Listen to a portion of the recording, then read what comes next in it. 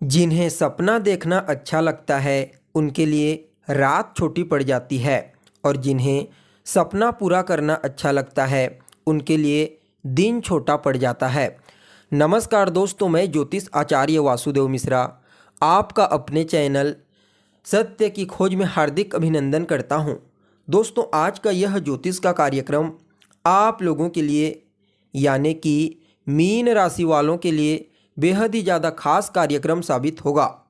आज हम चर्चा करेंगे दैत्य गुरु शुक्राचार्य के राशि परिवर्तन प्रभाव के बारे में।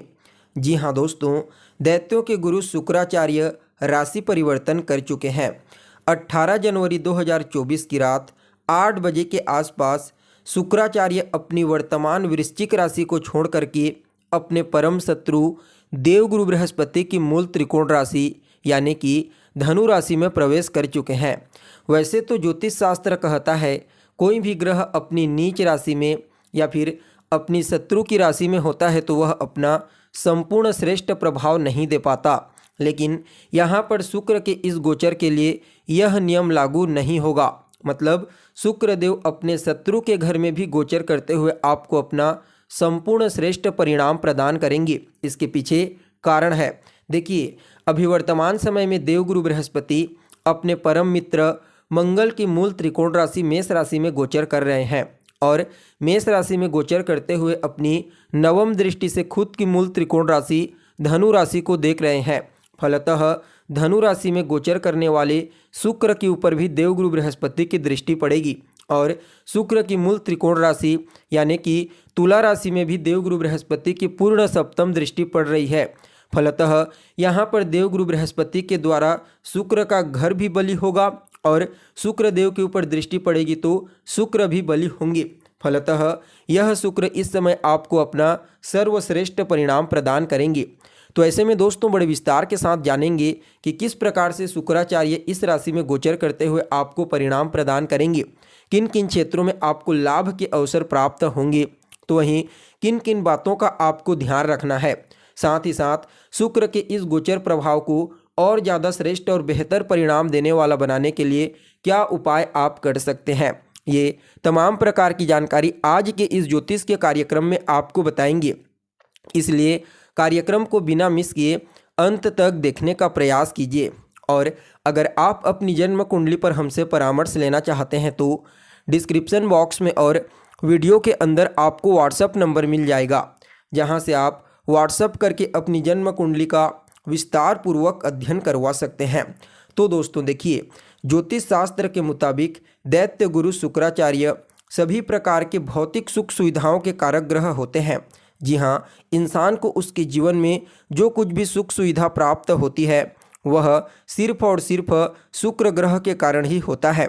इसलिए जन्म कुंडली में जब शुक्र बलि होते हैं तो यह जातक को सभी प्रकार की भौतिक सुख सुविधा ऐसो आराम बड़ी आसानी से प्रदान कर देते हैं, चाहे वह भूमि भवन मकान वाहन का सुख हो, पारिवारिक सुख हो, दाम्पत्य सुख हो या फिर सामाजिक सुख। हर प्रकार से जातक के जीवन को सुखमय बनाने का प्रयास करते हैं। कुंडली में बलि होकर के बड़ी सहजता के साथ सब कुछ उसे प्रदान कर देते हैं। ठीक इसके विपरीत जब यह पीड़ित हो जाते हैं तो जातक पूर्ण रूप से अपने जीवन में सुखी नहीं हो पाता और देवगुरु बृहस्पति भी अगर इस कंडीशन में कमज़ोर पड़ जाते हैं तो फिर कहना ही क्या, जातक का जीवन पूरी तरह से पतन की ओर जाता है और उसे सिर्फ और सिर्फ दुख की ही प्राप्ति होती है। इसलिए चाहे जन्म कुंडली हो या फिर गोचर कुंडली, शुक्र के साथ ही देवगुरु बृहस्पति, इन दोनों ग्रहों का बलवान होना ही श्रेष्ठ परिणाम प्रदायक होता है। तो दोस्तों ऐसा ही परिणाम अभी आपको देखने को मिलेगा क्योंकि ये दोनों ग्रह बलि हैं। देखिए, शुक्राचार्य का यह गोचर आपकी राशि से 10वें भाव में हुआ है। जी हाँ, अभी तक शुक्रदेव आपकी कुंडली के 9वें भाव भाग्य भाव में गोचर कर रहे थे और भाग्य को बल प्रदान कर रहे थे, लेकिन 18 जनवरी को आपके भाग्य भाव से निकल करके आपके 10वें भाव यानी कि कर्म के भाव में प्रवेश कर चुके हैं। यहाँ पर शुक्रदेव को गुरु के द्वारा तो बल की प्राप्ति होगी ही होगी, साथ में इन्हें मंगल और बुध का भी बल प्राप्त होगा। क्यों? क्योंकि इस राशि में पहले से ही मंगल और बुध युति बना करके गोचर कर रहे हैं। फलतः शुक्र को 3 ग्रहों का बल प्राप्त होगा, जिसकी वजह से सबसे पहले तो यह आपके कार्य क्षेत्र में जी हाँ, इस समय आपको कार्य क्षेत्र में हर प्रकार से सफलता, तरक्की और ऊंचाई प्रदान करने वाले साबित होंगे। आप कुछ भी कार्य करते हैं, चाहे नौकरी करते हैं, प्राइवेट सेक्टर में, गवर्नमेंट सेक्टर में, किसी भी सेक्टर में अगर आप नौकरी करते हैं तो समझ जाइए कार्य स्थल पर इस समय आपका दबदबा, आपका वर्चस्व बना रहेगा। आप अपने ज्ञान, अपने बुद्धिमत्ता, अपने योजना के तहत सभी प्रकार के कार्यों को बड़ी सहजता और आसानी के साथ पूरा करेंगे, जिसकी वजह से कार्य स्थल पर इस समय आप आकर्षण का केंद्र बने रहेंगे, क्योंकि आपके व्यक्तित्व में चार चार ग्रहों का कार्य स्थल पर गुण देखने को मिलेगा।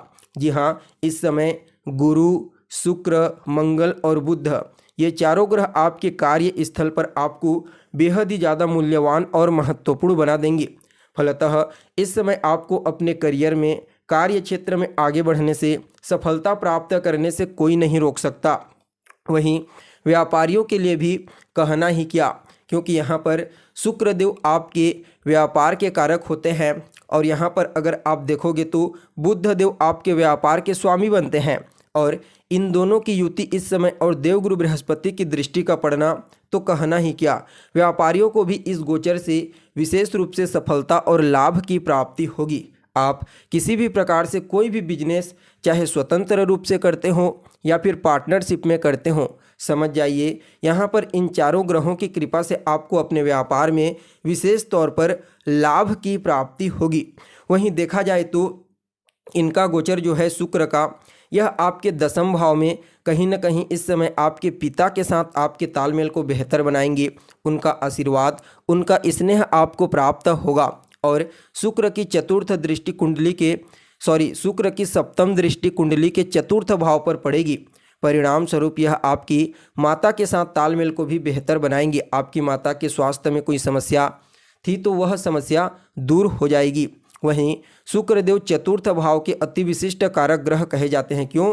क्योंकि यह भूमि, भवन, मकान, वाहन, इन चीज़ों के कारक होते हैं। फलतः चतुर्थ भाव पर शुक्रदेव की दृष्टि का पड़ना, वो भी देवगुरु बृहस्पति की दृष्टि से दृष्ट होकर के, तो कहना ही क्या। इस समय आपको सभी प्रकार से भूमि, भवन, मकान, वाहन, इनसे संबंधित सभी प्रकार के सुख प्रदान कर देंगे। वहीं देखा जाए तो आपकी मानसिक स्थिति भी इस समय एकाग्रचित रहने वाली है।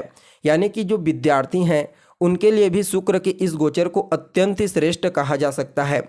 आप किसी भी प्रकार से कोई प्रतियोगी परीक्षा की तैयारी कर रहे हैं और आने वाले 15 से 20 दिनों में वह परीक्षा है, तो समझ जाइए वहाँ पर आपको मंगल, बुध, गुरु और शुक्र, इन चार ग्रहों की कृपा से विशेष तौर पर सफलता की प्राप्ति होगी। देखिए यहाँ पर आपके दाम्पत्य जीवन यानी कि वैवाहिक जीवन में भी खुशियों का आगमन होगा। आपके पार्टनर का पूर्ण सहयोग आपको प्राप्त होने वाला है। इस समय देखा जाए तो कहीं न कहीं यह समय आपके जीवन में हर प्रकार से आपको लाभ प्रदान करेगा। क्यों? क्योंकि कर्म क्षेत्र में इनका गोचर हो रहा है और सुख भाव पर इनकी दृष्टि पड़ेगी। फलतः कर्म क्षेत्र से ही आपको हर प्रकार की सुख सुविधा प्राप्त होगी। और शुक्राचार्य यहाँ पर आपके तीसरे भाव के भी स्वामी बनते हैं, तो ऐसे में आप कह सकते हैं आपके छोटे भाई बहनों के साथ भी आपके तालमेल, आपके संबंध मधुर होंगे। छोटे भाई बहनों को आपका सहयोग प्राप्त होगा। देखा जाए तो कहीं ना कहीं इस समय उन्हें भी अपने करियर में कोई विशेष सफलता की प्राप्ति होने का योग बना हुआ है। देखिए शुक्रदेव आपके अष्टम भाव के भी स्वामी बनते हैं और अष्टम स्थान आपके जीवन में घटित होने वाली आकस्मिक घटनाओं का होता है। फलतः देवगुरु बृहस्पति जो धन के कारक होते हैं, शुक्र के ऊपर जब दृष्टि डालेंगे तो कहीं ना कहीं इस समय आपको आकस्मिक रूप से धन प्रदान करने वाले साबित होंगे। जी हाँ, इस समय आपको लॉटरी, सट्टा, शेयर या फिर किसी भी प्रकार से जो गड़ा हुआ निधि हो या कोई भी रूप में हो वह प्राप्त हो सकता है। लेकिन इसके लिए आपकी कुंडली में भी पंचम भाव, अष्टम भाव, द्वादश भाव और लाभ भाव की स्थिति के साथ ही राहु और बुध की स्थिति बेहतर होनी चाहिए, तभी जाकर के यह लाभ आपको प्राप्त होगा। वहीं देखा जाए तो जो विद्यार्थी रिसर्च के फील्ड में है उन्हें भी इस समय कोई विशेष सफलता की प्राप्ति होगी। और कहीं ना कहीं यह समय आपके छठी इंद्र को भी जागृत कर देगा, यानी कि आने वाले समय का पूर्वाभास आपको हो जाएगा। कुल मिलाकर के देखा जाए तो आप सभी मीन राशि वालों के लिए शुक्रदेव का यह गोचर हर प्रकार से श्रेष्ठ और फायदेमंद ही साबित होने वाला है। फिर भी इस गोचर के प्रभाव को और ज़्यादा श्रेष्ठ और बेहतर परिणाम देने वाला बनाने के लिए ओम सुम शुक्राय नमः इस मंत्र का रोजाना 108 बार 3 माला या फिर 5 माला जाप कीजिए। साथ ही साथ आपको इस समयावधि में शुक्रवार के दिन अपने आसपास के किसी देवी के मंदिर को देख लीजिए, वहाँ पर जाकर के उन्हें कोई लाल रंग का पुष्प अर्पित करें और गुरुवार और शुक्रवार के दिन गाय को हरा चारा खिलाइए। बाकी यह गोचर आपके लिए अत्यंत ही श्रेष्ठ साबित होगा। तो दोस्तों, कैसी लगी आपको जानकारी कमेंट करके बताइए। फिर मिलते हैं एक नए और ताज़ा एपिसोड में, तब तक के लिए नमस्कार।